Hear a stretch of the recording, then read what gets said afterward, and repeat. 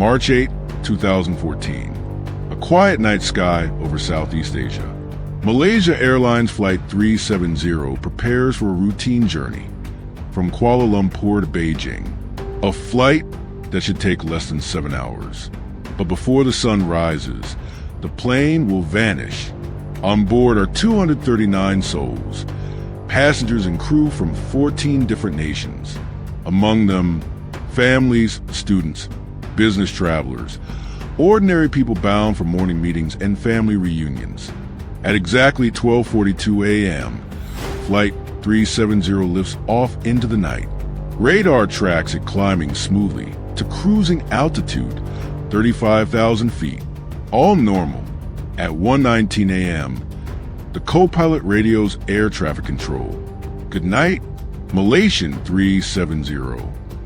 Those are the last words ever heard from the flight. Moments later, the plane disappears from civilian radar screens. Air traffic controllers assume a simple glitch, maybe a signal handover delay as the flight passes into Vietnamese airspace. But the minutes stretch on. No radio contact. No transponder signal. Nothing. At 2:40 a.m., the flight is declared missing. What follows is one of the most baffling mysteries in modern aviation history. Initial reports confuse everyone. The flight didn't just vanish. It changed direction. Malaysian military radar later shows the plane turning sharply west, crossing back over the Malaysian peninsula. Then it flies out over the Andaman Sea, completely off course. Its communication system, known as ACARS, was manually turned off. This was not a random malfunction. Someone inside the cockpit deliberately switched off the plane's tracking systems. For hours, Flight 370 flies on, silent, untraceable, ghosting across the sky. Then, around 8:19 a.m., 7 hours after takeoff, a satellite detects a final handshake, a brief signal between the aircraft and the communication satellite. Then, nothing. By the time search teams mobilize, there's no sign of debris, no distress call, no floating wreckage. It's as if the plane never existed.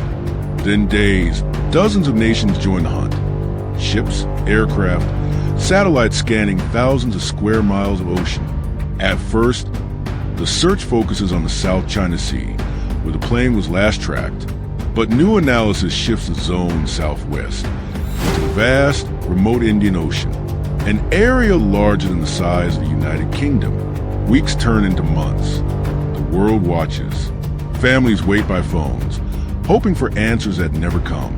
Then, in 2015, something finally surfaces.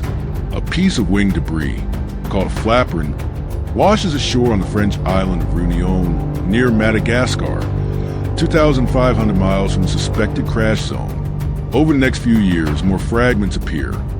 Parts of the interior cabin, bits of engine cowling, and shattered wing panels, all confirmed to belong to MH370. But still no fuselage, no black box, no answers. In the absence of evidence, theories multiply.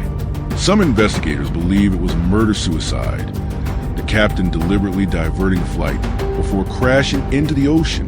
They point to the data from his home flight simulator, which included a route eerily similar to the one MH370 took before disappearing. Others insist it was a hijacking, that someone on board took control and disabled the systems. But if so, why was there no ransom, no demands, no trace of communication? Some claim the plane may have suffered a catastrophic electrical failure, disabling both transponders and radios, leaving the crew unconscious from hypoxia as the plane flew on autopilot until fuel exhaustion.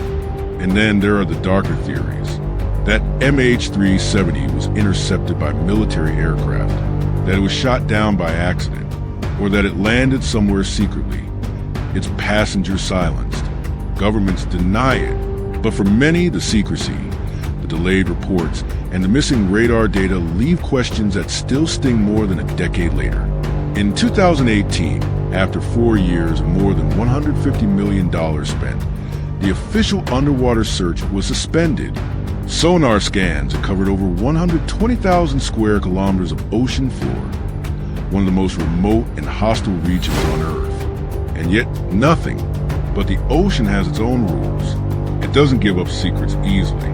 In late 2024, 10 years after the disappearance, a private exploration company offered to resume the search at no cost in Malaysia using advanced sonar and AI mapping systems. The Malaysian government agreed, and in 2025, the hunt for MH370 began again. For the families, it rekindled a fragile hope that maybe, somewhere beneath the waves, the final answers still wait. The story of Flight MH370 is more than a mystery. It's a mirror of modern fear. In an age where satellites map every inch of Earth, a massive aircraft still managed to disappear. How can something so large, so advanced, simply cease to exist? The truth may be lying miles below the Indian Ocean, silent, crushed, and unreachable.